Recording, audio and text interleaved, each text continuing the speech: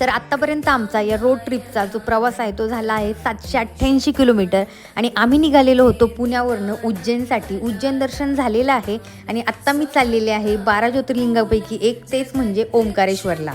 उज्जैनवरून ओंकारेश्वरला जाण्यासाठी जे डिस्टन्स आहे ते आहे 140 किलोमीटर आणि आपल्याला जायला 3 ते 3.5 तास लागतात. तर आत्ता वाजलेले आहेत रात्रीचे 9 आणि मी पोहोचले आहे ओंकारेश्वर या ठिकाणी.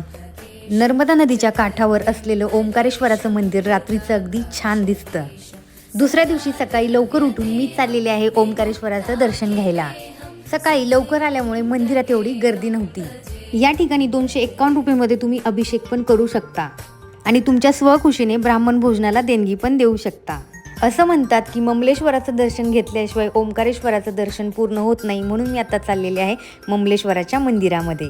ममलेश्वर मंदिर परिसरामध्ये अतिशय प्राचीन अशी छोटी छोटी मंदिरे आपल्याला पाहायला मिळतात. या ठिकाणी देखील गर्दी कमी